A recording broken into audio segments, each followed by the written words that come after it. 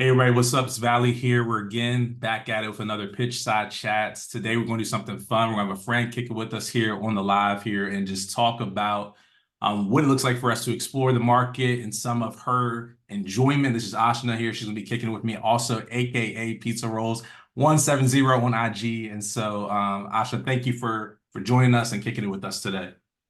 Yeah, thanks for having me. Yeah, I'm really excited about the conversation. I think we met in person like at the National was a year ago. Yeah, we met in person at the National a year Yep. ago. I think we had connected through maybe Whatnot IG or something like that before and then been in communication. And so it was dope to meet you then. And then as I was thinking about starting some conversations among collectors about what it looks like for us to enjoy cardboard for players that we love watching and play. I thought about you early because of some of your collector interest and things that you enjoy in the hobby. And so I'm looking forward to this conversation. So I just want to kind of get us going. Like, what brought you into collecting women's soccer cards? Yeah, sure. I think like I've always been a soccer fan since I was a kid. I played growing up, as a lot of people did. And I think the like specifically with collecting, I think the couple sets that brought me into it were the 2020 Parkside NWSL set when that came out. I was watching NWSL as like a lot of people were, and it was just cool to like have some sort of like physical connection to the players. My friend Justin, like we were Twitter friends, we weren't even real life friends at that point, and he was like, "This set came out. I feel like you'd really like it." I bought three sets from like straight from Parkside, and I pulled a Lindsey Grant autograph and a Christine Sinclair autograph. And I was like, this is cool. I was a Thorns fan. I was like, these are literally like two of my favorite players on cards and have their autograph in front of me. So that was like my intro to it. I like grew up a lot watching the US Women's National Team, watching NWSL, watching even before that, like WPS. Like I grew up in the Bay Area, so I had FC Gold Pride next to me, which was like an insane experience when I was a kid. And Yeah. so after I was introduced to those Challenge Cup cards, I was like, whoa, are there cards of like other players that I watched growing up? And I was introduced to like the Panini like US Women's National Team sets, the way back when like the Upper Deck WPS sets. Obviously, those were like I wasn't gonna go spend like what back then it was like $300 for a Marta autograph, which now seems really low, but back then I was not gonna spend that. I was in college. But you know, like $20 for a Parkside set, absolutely, I was gonna do that. And so that was like my intro to it. From there, I just like got really pulled in, I think, because of the people, not really because of the what we were collecting Mhm. itself. I just made a lot of friends through it. Some of my like really good friends now, we talk every single day about stuff way different than cards, but you know, are still like around the hobby quite a bit. And that was like my intro to it. From there, I got pulled into like the 2020 knockout Champions League set. And that was obviously like not a super high end or like in-depth situation, but it was still like fun to collect. Same friend Justin like sent me some of them and I was like, yeah, these are really cool. I'm a huge Barcelona fan. To like see their cards in my hands was also really cool. Yeah, so that was like the intro for me, I think. Yeah, that's what's up. Like even like the journey for many people, I know that Parkside 2020 was like a big set to get people really involved and engaged with it, particularly with women's cars not being highlighted as heavily prior to that. And kudos to Parkside for really kind of pushing the needle forward in that and really trying to create sets. I know Peony took their steps beforehand as well, but they really dedicated, their line to that market and really wanted to Yep. care well for the collectors. And similar to you, I remember going to Washington Freedom games and watching Washington Freedom play. I'll go to DC night doubleheaders with them, and then Yeah. watching me and Ham and Abby Wambach play together was like phenomenal. Like, It's insane, right? When you look back at it now, I'm like, I saw Marta and Christine Sinclair play when I was like 13, 14 years old, like consistently, like every week if I wanted to. They played at like this terrible like college stadium. Like it was Cal State East Bay, like 20 minutes from my house. Like mm, those type of players should not have been there, but it was yeah, so cool what they were, like for me, like selfishly. Yeah, pretty insane. Like that was happening in my backyard in hindsight. And like honestly, because of that, like I grew up right between Cal, Stanford, and Santa Clara. And so like even college soccer was like a really easy, accessible thing to go watch all the time. A lot of our like coaches growing up were alumni or like involved in those programs in different ways. So they'd be like, yeah, come watch this game, come watch that game. And you'd watch like Chris and Press at Stanford, like Alex mm, Morgan at Cal. Like that's insane that, you know, that was so accessible to me. And now they're like such big names. Yeah, very obviously like that's intro to soccer just as much as it was intro to the hobby. But yeah. honestly, those two things are like kind of hand in hand. Like my interest in collecting would be nothing without my interest in like the players and the teams that I follow. Mm. Yeah, to me, those are almost one and the same. Yeah, that's what's up. As I think about just the community that's formed, I think the soccer car market in general has a unique community of collectors. It might be Yep. different than other sports. I might be biased because I'm pretty heavy into it, and maybe same to you as well. But I think there's genuine friendships, relationships that are built around us collecting cardboard. And I say it that way because at the end of the day, it is cardboard that we Yeah. value because it has short print numbers or whatnot, or it's the players that we like. But it's a really cool connection to the game that we love watching and playing. So I heard you say you play a little bit. You still play? Yeah, like on weekends, and I play leagues every now and then or pick up, but nothing crazy, nothing as much as, like 3 hour practices 4 times a week and then games every weekend, nothing like that anymore. That's what's up. I gotta ask, what position do you play or did you play? I played center back growing up. Okay. Now it's often like co-ed, and I find that I can't really hang at center back anymore, so it's usually outside back. But small sided, I'll play pretty much anywhere. That's That's always what's fun. up. That's Yeah. what's up. That's one thing that like I always kind of think about at times because with it being collecting cards, not everybody necessarily plays, but you can kind of tell when you talk to people like, they understand the game they play, like they Yeah, get it, right? And so when 100%. you start talking about like deep line playmakers in the six and stuff like that, like, oh man, they Yeah. understand what's happening. It's Yeah. always appreciated when like I meet people that understand and love the game or they're coaching, they're playing, they're engaged with it. And so yeah, thanks for sharing that part of your story. And so as I heard you kind of chronicle the journey, you talked about some of the sets that you kind of got involved with. What would Mhm. you say is your favorite set currently, or maybe all time? You can do both, currently and all time. All time, it's got to be the 2021-22 first Champions League set, Chrome. I think that like that's what got me into not just like casually collecting, but like really being entrenched in the hobby and like understanding beyond just like what I was collecting, what a market looks like. Yeah. Before that, I was literally just doing like parkside stuff and mostly like trading with people on the Facebook group, doing a lot of set collecting, set building, and I still love doing that. But I think like that set brought me into like more of gave me more of an understanding of what a market looks like, what like Mm, selling and buying actually looks like. Not that I do that much of that, but most of it is just to like fund the rest of my collection. mm, But to me, that set is so short printed, so easy to hit cool stuff in, so has so many of like the key players that I collect really heavily as their first card or second card or like very first like premier card in a lot of ways. My favorite set right now, I think, is a toss up between the Barcelona Chrome set from last year and Sapphire Champions League. okay. I think like obviously as a Barcelona fan, I'm really biased to like the set that came out with like a lot of really, really, really nice full color, like no Mm, border cards of like my favorite players.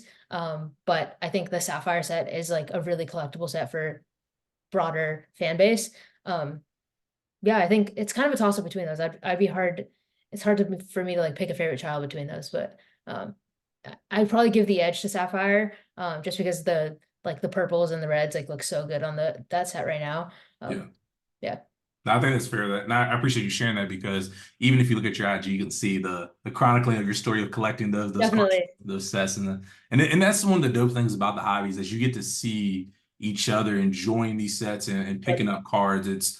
I mean, you're telling a story, of your collecting journey. And one thing that I picked up as I heard about your story is you kind of settling in from kind of NWSL to Chrome. You kind of said Chrome was a set that kind of got you into like kind of the wider scope of really thinking Definitely. about the market differently. And I think that's actually a trend there. Like, I would love to hear you maybe talk about that a little bit. How's your opinions maybe shift? Maybe they haven't. I know a lot of people kind of haven't had that transition stage with Topps Chrome, and like, why was that such a transition stage for many people? I don't know. Got thoughts on that? Yeah, I think it was an interesting set in a lot of ways. The timing was really interesting of it. I think I can kind of like go into a couple different points on that. One being that I think if you were a non-US Women's National Team fan and you weren't really an NWSL fan, there wasn't really anything to collect before Mm, that set. Um, Obviously there's like stickers, World Cup stickers here and there. There's I think even like yeah, there was no Donruss World Cup at that point. I can't think of if like there were Australian random sets here and there. There were like small French sets here and there of like things that people would attach themselves to because it was the only thing around. But I think like if you were a WSL fan, if you were a Barcelona fan, if you were a like Lyon fan in any sense, like that was the first thing that I mean, not Lyon in that sense, but that was the first thing that came out that you would be like, yeah, these are like players that I know, these are players that I love. This is even if you love a specific team, you can understand a broader sense of the league by like, getting really involved in that set. And then also, I think even if you were just a general women's soccer fan looking for something to sort of latch onto, you had NWSL Parkside at a very low price point, which is mostly about anyone can collect, which I think is really needed and like has its own niche in the hobby. And then you had like really, really high end Alex Morgan stuff or US Women's National Team stuff. And there was nothing really in that middle ground of like $100 a box when it first released and like short printed stuff for you to go after and not break your entire bankroll on like a, Alex Morgan exquisite patch Right, auto, right? right. And or like a Megan Rapinoe, like those kinds of things. And I think like it just came in and at a price point that was really, really easy for a lot of people to be like, yeah, it would be fun to rip a box of this on my own, or it'd be fun to get into a break of it, especially when it came out. It was literally $100 a box. And it was like so easy to have a really good time opening it. And when you're opening it, you're getting a gold like every other box. You're getting really, really low numbered stuff in every case. And I think it was just like the perfect timing for when it came out. Like the market was at a really good spot. Those singles were doing really well at that point. And I think it also importantly gave a lot of like men's collectors a cool, interesting product to like also look into at the point, Mhm, right? mhm. Like that's right when I don't know that much about men's soccer, so I could be off on this, but from what I understand, or men's soccer hobby wise, from what I understand, it was like right when a lot of the top scroll men's Champions League was getting like heavily overprinted. And so Yep. you're getting like out of 3.99 in a box, and like you're like, oh, like I got this cool rookie, and like that's like all you're sort of looking for in like a $200 box of cards or something, versus like even if you don't know the players as well, you have a really accessible price point and really cool stuff coming out of it. And then maybe you can learn about the players along the way, right? So I think there's a many different reasons that that set was so important. Obviously, now looking back on it, like 2 years later, there's been a lot of variability with the market since then. Um, so we'll see like how that set ages over time. But like for my like for what I like to do with collecting, I think it hits like all of the main points that I would like, which is like the players that I really want, the teams that I really want, a really beautiful set, and the all of the parallels that I want to go after like look really good and are pretty accessible for the price point, which is like all I'm looking for as a collector. Yeah, that makes sense because I think the set definitely has fundamentals, right? It has like a solid foundation that if you're going to collect within this space long term, it makes sense for it to be viable. The lineage is there. Like everybody looks forward to the new Topps Chrome set, Mhm. particularly with even this year's set that's going to be coming out. There's new teams in the Champions League, so we'll get new rookie cards. So it's going to draw a lot of interest to the set, and so I know even for myself, the Topps Chrome set it was nice to see that Chromium card. Yep. And it drew me in a different way than the Parkside. I was familiar with Parkside and I was not collecting heavy Parkside, but the Chrome set was really kind of drew me in. Okay, I think there's a lot here to consider. And everybody went from that spot different directions because, as you know, early on with the boxes being so cheap, there's a few different players cards. They skyrocketed. I know Miedema for a while was like whew, up there. It's definitely fallen off now. And I mean, she has a legendary career already. Like she has that career there, but because of the hype of the market at that point with the product, it's kind of fallen off based on um maybe the collectors microwave type of collecting. They want it quick. And so they expected her to come back, after she got hurt and just, start scoring a hat trick a game. And that was the only way he was going to sustain it. But at the end of the day, she's going to be a legend for Arsenal, a legend for her country. And so even on that note, I think there was that dip. I think even in response to it, I think over time, as the market matures and grows, I think that's really going to really shape it. And so, kind of Yeah. on that, I would love to just even hear your thoughts on the market. I think we're in a time of development in many ways, and so I'm curious to hear your take on the market where it's at. I think one to your point about Viv, it's really interesting that undisputedly when the product came out, the three players that everyone was chasing were Viv Miedema, Sam Kerr, and Alexia. Yeah, And all three of those players have done their ACL in the last year, which yeah, or year and a half. It's kind of nuts when you think about like that timing and that like bad luck in a lot of ways. What that has done to their market and therefore the market of the overall set.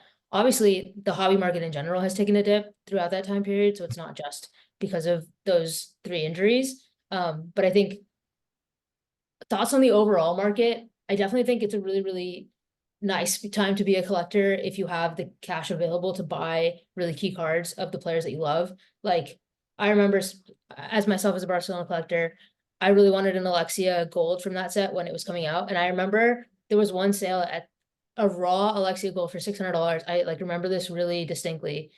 I like that sold and I was like, I'm never gonna be able to get my hands on one of these because in Right. my like I was a really young collector at that point. I hadn't seen the like ebbs and flows of the market at that point. And I was Right. like, it only goes up from here, right? Like I Right. didn't really understand how that would go. And I ended up picking one up later, but now I think you can get one of those raw for like half of that, less than that probably. And I think it just goes to show like a lot of the variability of the market and what I still think there's still room for it to go like be a little bit weird for a little bit longer, especially when it comes to that set. But if you wanted to pick up some of those key cards, some of those key players, now is like there's never been a better time to buy anyone except probably Aitana, who is on another planet in terms of her like hobby hotness right now. Um, I think in general, I'm still having a lot of fun collecting the players that I want to. I'm buying a lot of players from that set that have proven themselves in that sort of like second and third tier of what that checklist was. Like, I picked up a Freedom Autumn like orange the other day for what I thought was a really good price. A player that I really loved, how she's been playing for Arsenal over the last couple years, but someone that I didn't really know a lot about when the set was coming out, and so I didn't really go after her at that point. So I think there are a lot of advantages to be had in this sort of market. I still am really wary about like what it's going to do over the next like year or two. It's really interesting how from day to day the market, I don't know, it still is a little bit strange to me in a lot of ways. Like I think that there is some weird manipulation that goes on like certain high end cards Hmm. that makes me pretty nervous still, even on platforms like eBay. And in general, I think like there was a lot of men's collectors, like I was talking about earlier, that jumped in on that early Topps Chrome set and just expected it to go up, up, up, and sort of got at like we're dumping stuff at weird times that led to a lot of weird prices. So I don't know.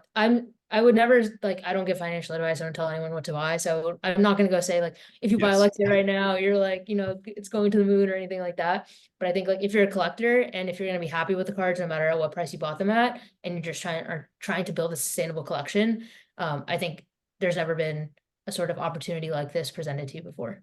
Yeah, I think that's a definitely fair to say if you are a collector, you're interested in it, even long term, just in general, there's Yep. opportunity to be had. Yep. Because I think there was a group that bought in early, sold off, or sold off too late in the sense there. So they felt like they just took a big hit and they might not ever enter back in. And so that's probably Yep. the hard element of it is that we lost some. But I think the community that is engaged with the market is really intentional with the way that they do collect.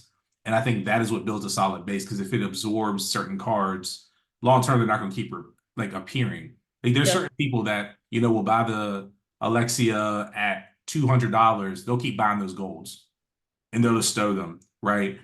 There's people that they're at that point that they would take that. I know her orange has been like shield like 3 times in a row Don't or get me something. started. I wasn't on all of those. Don't get me started. Yeah, sorry. I know you're going for it, but and so I see that happening because someone probably is taking a bath in it in the card, right? And they're trying to make sure it's wrong. They shouldn't do it.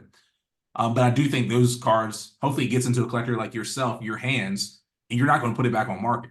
That's going to be absorbing it. And so I think as that continues to happen, I think the market will mature as we're having these conversations, particularly, I mean, we got the Olympics this summer. That's going to make an interesting conversation, particularly. I don't know if you heard me talk about it before, but about the U.S. women's national, how people respond to that. I mean, I think that would be interesting for it. I think we need to get people away from just collecting U.S. women's team players. They need to understand the value of, I need to watch how I say this, like the technical abilities of the world and seeing tactically how the world's moving and developing in a more possession-oriented, dominant style soccer. And because I'm not trying to get on the Haran level right now, have everybody coming at me, coming at me listening to this. Definitely, yeah. It's a pit of fire they walk into, and yeah, you don't come out unscathed when you start talking about that kind of stuff. Yes, yeah, that's right. But it's interesting. Let me comment on this for a moment though. It's Sure. interesting though that the U.S. women's supporter community was so quick to be hard on her, but the way that people evaluate the EPL, La Liga on the men's side, they're okay with that criticism of American players. So it's just very interesting of like the dynamics there. I understand we've been dominant as the USA women's national team for so long, so it's kind of hard to hear us talked about in that way. But if your captain is even acknowledging that, I think it says something to the conversation about the technical ability. and also why in this recent Gold Cup, the PSG player, I'm blanking on her name right now. Albert. Yes, in the midfield, like she's getting quality minutes, partially because of technical ability. The, and so I think we got to be aware of what's happening right now, where pace is not just going to be our advantage going down the flank, and if we don't find creativity from our six and from our 7-11, like we're going to be pinned back in the world. And Yeah, I always hesitate to talk about the U.S. women's national team as someone who really loved them growing up and then like ventured away from them when I found women's soccer in other areas that just I enjoyed watching more. It's been a long time now that the U.S. has not been the number one team in the world and has not been like dominant just by not by only by starting earlier than everyone else, but by like because of the investment that the US made as a federation and as a whole, like very much earlier than a lot of other countries. There was just like you start the race 10 meters ahead of everyone, and it takes a while for everyone to catch up. yeah, I think personally that the US performance in 2019 and the way that it looks in hindsight of how the US like dominated in 2015 and 2019 back to back, everyone sort of thought that like going out of 2019, there were still going to be this really, really, really dominant team. And when you look back at the 2019 World Cup, US were not as dominant as like as I remember them being, like when I right, was in the tournament. A lot of that being like in a tournament situation, you just have to have a lot of really good luck. And the US did, and they were good, and they were put themselves in the right positions to take advantage of the luck when it came about. But like there was just a very, very likely scenario that the US would have finished like in the quarters or even in the, not maybe not the semi, but like the US could have gone out in the knockouts in that tournament and it would have been a fair result too. And so if you think about it from that perspective of like, okay, the US won in 2015 and they've been trying to get back to that point since then of like how dominant they were in 2015, then it kind of like gives you a little bit of a different perspective on it. I think in general, US fans have been so well treated over the last like couple decades or decade and a half, that it's hard to like understand that like in order to be at the top, you have to keep developing, you have to keep trying new things, and like if you stand still, you're gonna get left behind kind of mentality. And right. so it's one of those things, like I think the Emma Hayes era is gonna be really, really interesting and we'll see how it goes from there. But Yeah. yeah, I think US fans definitely have to be a little bit okay with understanding the world sort of not market, the market's not the right word, but like how football is played across the world a little bit more because Mhm. you have an international coach that's coming in as opposed to like NWSL or like US bred coaches coming up. Even like Jill Ellis, wasn't that far off from like how the US likes to play. So yeah, it's gonna be very interesting. Yeah, and I think even on that note, I think it's just good for us to remember that as we're developing our system and we're growing as a country, it's telling that the NWSL is actually hiring European coaches now. I think the Spirits hire is, I mean, you know this personally, that's a big deal. And as I commented on this before, a few collectors kind of reached out to me. It's kind of frustrated that kind of my comments on the best players in the world right now are not here.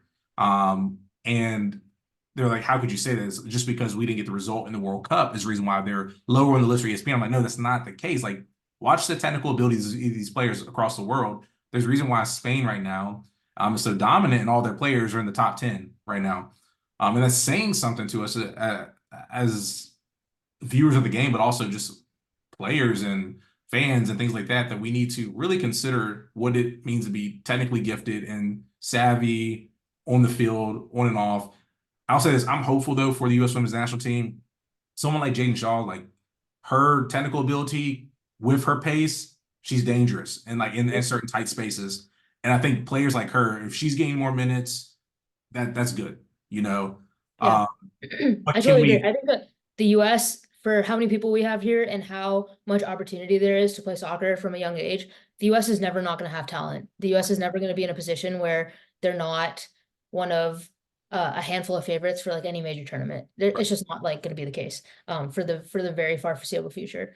I think what you're seeing right now is a lot of like those other countries, the European countries, especially South American countries that already had a system of men's soccer that has been really productive for many, many years. When that time came, when they were like, oh, let's invest in women's soccer as well, it just is a very natural transition to have those same structures that you have, like academy systems and things like that, to integrate women's soccer players into that, right? And so what you're seeing now is like for the past 10 years, those kids are now getting put into those academy systems and are actually like coming up through them, right? Which is what you're seeing, like, for example, Barcelona and La Masia, you see players coming up through that and like being really successful at a really young age because they're playing the same type of football that they have for the last X amount of years, right? Versus in the US, you have pay to play youth system, and then you have a college system, and then by the time you get to the NWSL, you're 23, and you're like, now it's my time to play professional soccer, right, for the first time. And Right. so I don't know. I think it's going to be really interesting to see how the world sort of settles down in that way, because on the men's side, the American system has never been dominant, and it's never been such a big producer of talent as it is on the women's side. So we'll see what comes to be like the, primary method of going about it, or even if there is one, there might just be like multiple paths Mm, forward. I definitely think that I'm trying to figure out the right way to say this. I think overall it'll be the next couple years will be really chaotic, especially as the NWSL starts to like pump out these really huge transfer fees as we're seeing in the last couple weeks, and as the European teams have like really easy, already established paths to bring in a lot of people, have a lot of like built-in fans already, be like bringing in huge revenues. It'll be really interesting to see like how the Europe versus NWSL, and then therefore their national teams kind of also in that conversation sort of continues to line up.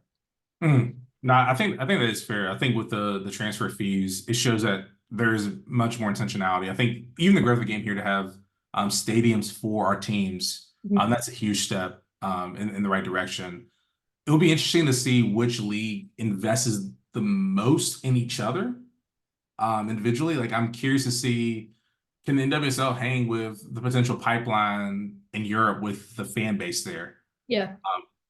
You're selling out Wembley. That's a big deal. Like, like, Yeah. I mean, that's I that'd think be the us. bigger key, in my opinion, too, is Arsenal consistently selling out Emirates.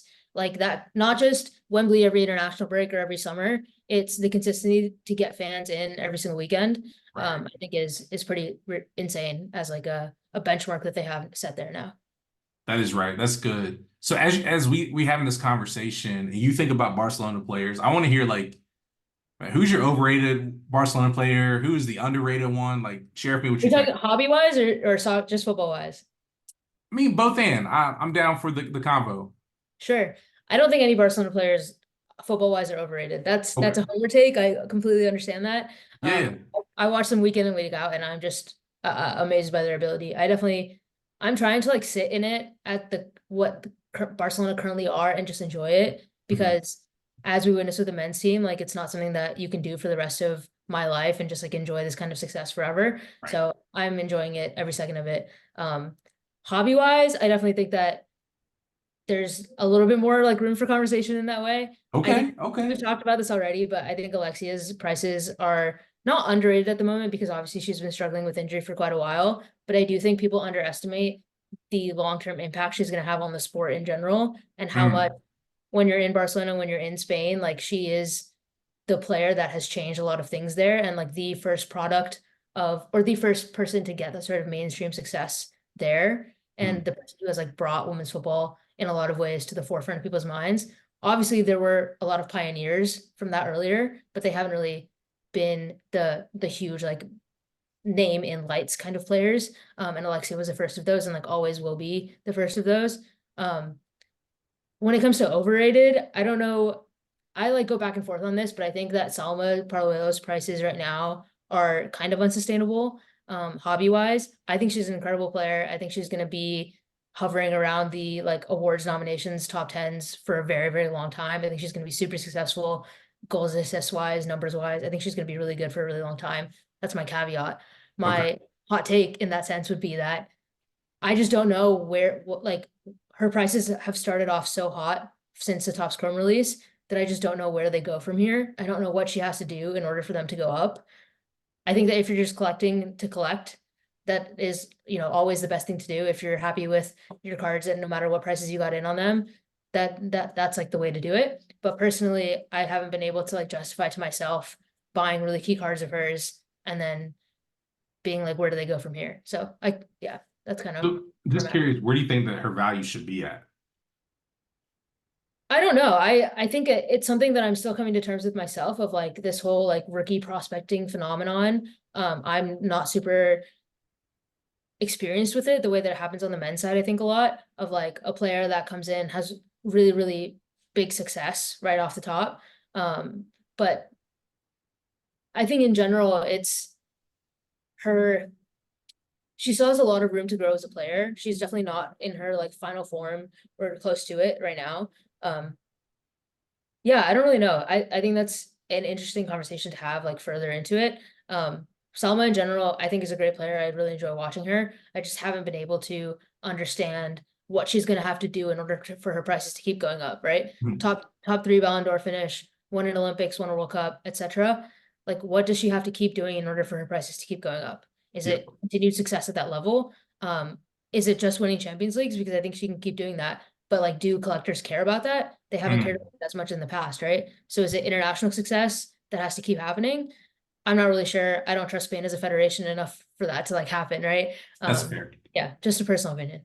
So kind of like going on this, like take someone like, I mean, she's valued more than Ada right now. Think it's fair, unfair for her? Like, is it too much weight on the shoulders? For We're talking Salma, about, huh? Salma, yeah. I think she's proven that the weight on her shoulders so far she's been able to carry. So I'm Okay. not gonna sit here and be like, oh, like she can't do it. She can't handle the pressure. She can't deal with it in any way.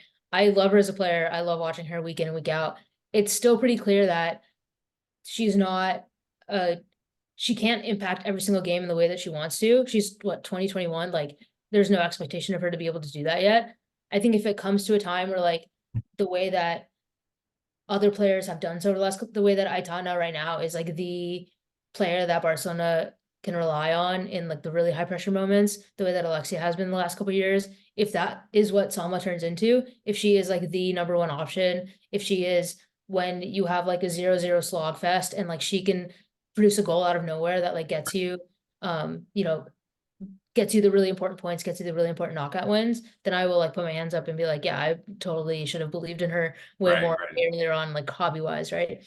So I hope she gets there. And I think she will. I just, yeah, with my sort of curiosity lies within like what the collector market as a whole really values Hmm. in order for her prices to keep going up. And like, because she's already done so much, what does she have to keep on doing? Yeah. So, yeah. Yeah, but that's the reason why I even kind of frame, like as I frame that question, I'm thinking through, hopefully as a hobby, we mature in the market and think through some tangibles that we can take away, whether that's winning Champions League, winning World Cup, Ballon d'Ors clearly. All of those I think will only help. I think on a team that's so dominant, we might be seeing, kind of those Iniesta, Xavi, Messi, Neymar years at Barca right now on the feminine side. So like that's us seeing that might even also hide some of the greatness that might be lying there on this team right now. I think that's how good they are. Like running away with the La Liga right now, like not La Liga, sorry. Yeah. Running away with it and taking those steps forward. That's great. Champions League, probably my pick right now. I think should win it. I mean, back to back to back. This is the potential with the roster right now. I know you probably love me, even hear me say like, because it's true. Like that. Yeah, That's it's how good nice the to team hear. is. I love to hear praise for my favorite team. I Yeah, definitely agree with you. I think the Champions League, it's always a slog towards the end of the season. There's a lot of injuries across the board right now. Barca's path right now is Brand, then the winner of Chelsea Ajax, and then whoever comes out the other side. So it's definitely going to be tricky. Barca have never beaten Lyon in a knockout game before, over two legs or one leg. So, if that's the opponent at the end, then it's going to be 50, it's going to be like whoever shows up on the day. So we'll see how it goes. I think um I'm also really curious, like what you're saying about like what the market values, in terms of like if you do this, then everyone is going to want your cards. Obviously, it's not like an equation like that, as simple as that. But yeah, I do think like it is wild what we're seeing right now. Like I said earlier, I'm just trying to soak up every minute of this Barcelona team, like while we have it. Um, I also do think that there's a lot of undervalued players on that team, just in terms of the hobby, in terms of soccer in general. Batu Yuhara is one of the best players in the world. I've said this like in and out. She's a six, and so she doesn't get those like goal scoring attributes. Although she scored two goals in the Champions League final, and everyone yeah, like still doesn't really know about her. right. So like always confuses me. But yeah, she can play anywhere down the spine of the team. I posted on Instagram about this the other day, but in the last three Champions League finals that Barcelona played, she played 3 different positions and was world class at any of So them. versatile, So versatile there. Sorry. yeah, and then Mapi Leon hurt out right now, but one of the best, I think, for my money, the best center back in the world. Also out injured right now. But I think there's a lot of hidden gems, like as you would say, like on teams like that. And I'm curious about how, like, I was just talking to someone else about this earlier, but when you look at those 2010 to 2014, or maybe 2008 to 2014, Spain men's teams, and like a lot of how those players are really, really highly regarded now by a lot of collectors, you might see something similar with Barcelona and therefore also the Spanish national team. In a couple of years, I think collectors will look back and really value some of the cards that are coming out right now. Yeah. Why doesn't Hansen get love, you feel like? I could write a thesis on this. Hansen is has been one of my most favorite players in the world for a really long time. I think that the market really, really values national team success, and she hasn't had much of it.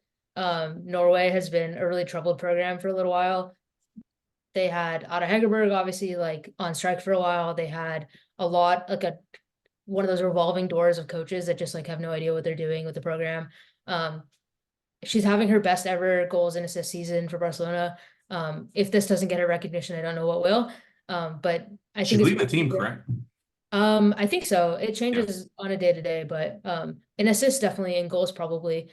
Salma's up there as well. But I think it's just a matter of the awards, the Ballon d'Or, the UEFA Women's Player of the Year, those kinds of awards have always valued national team and club success in years that there are major tournaments in both. I mean, or in the summertime for the national teams. And if you can't even make it to the knockout stage, like Norway has had trouble doing recently, then you're kind of like already on the back foot in those sort of areas. So even like players like, I don't want to get flamed for this, but like Megan Rapinoe winning the Ballon d'Or was almost solely off of US women's national team success. Obviously, the US won. She was the best player for the US. Makes a lot of sense. But when you consider that there's 9 other months out of the year where players have to be playing football, do those matter? Do those not matter? And so I think it kind of says something that the awards kind of trend in that direction of valuing national team success a lot more than club success. And then therefore the hobby also kind of goes in the same direction. So just something to keep in mind.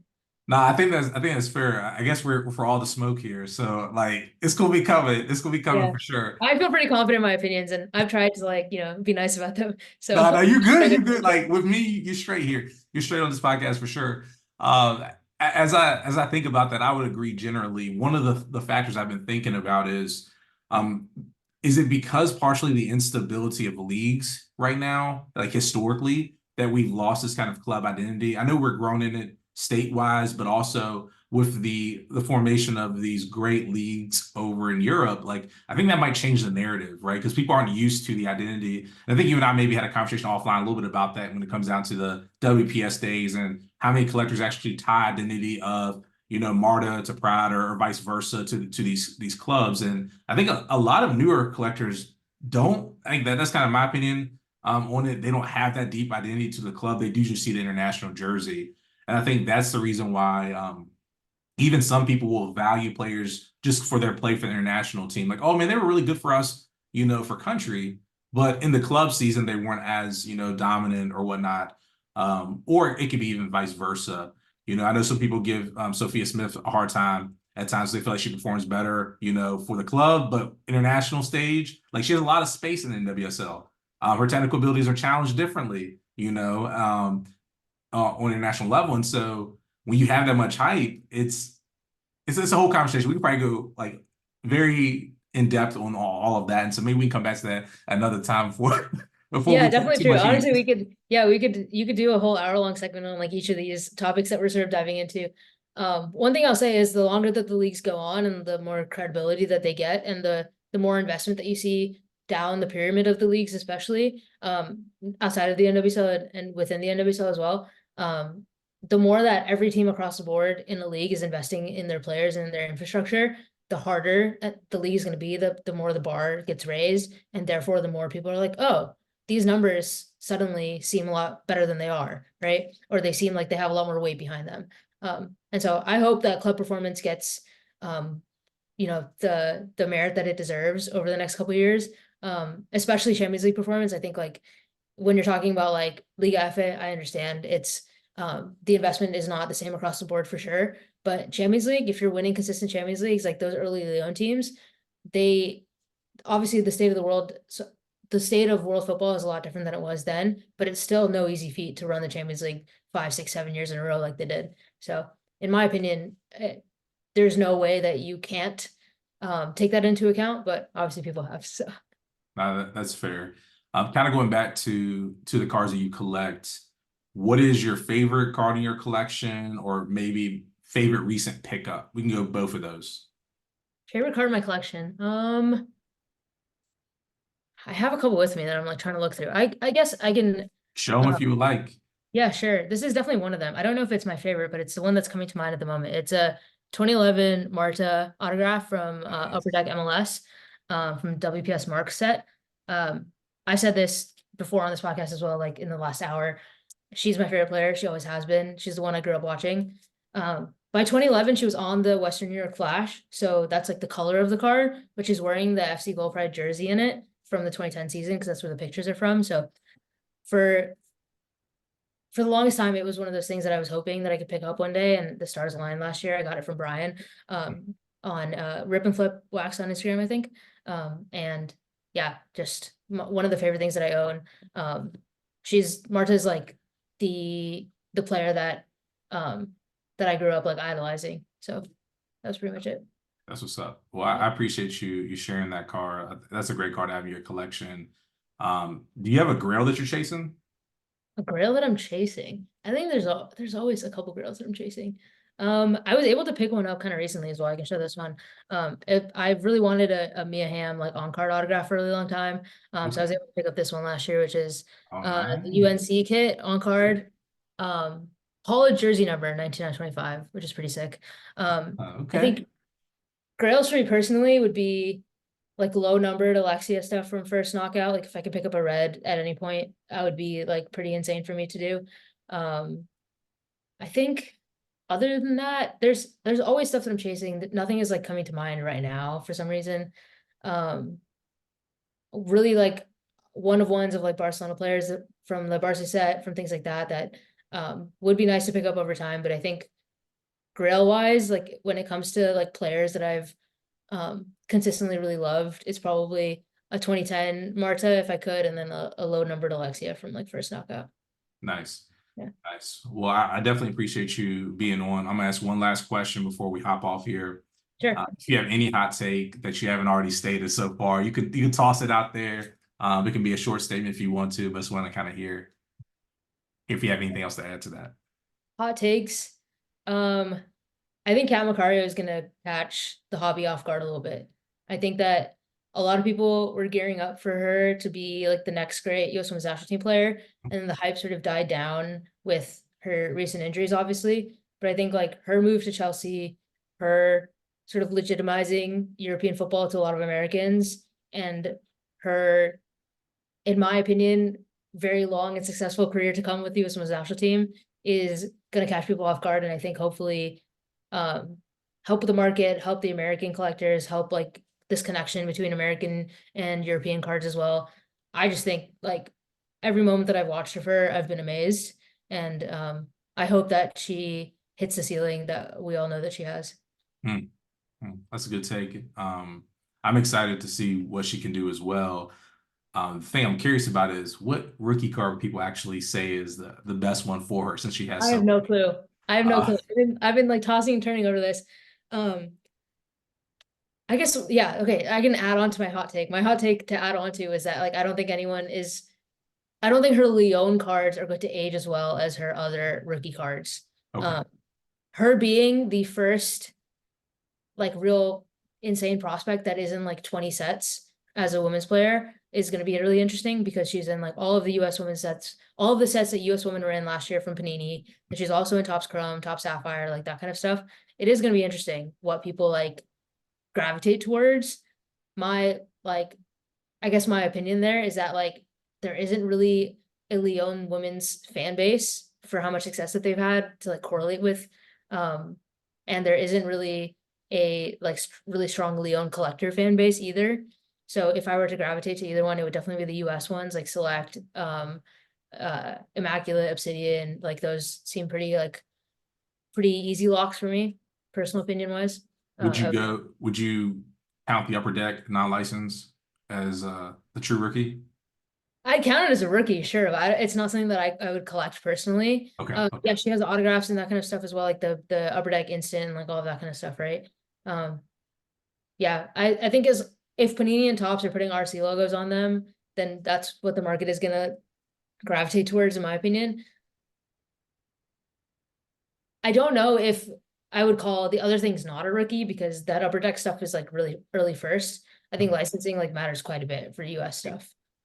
Like US collectors really love US stuff. Mm. Well, I think that's a good note to end on.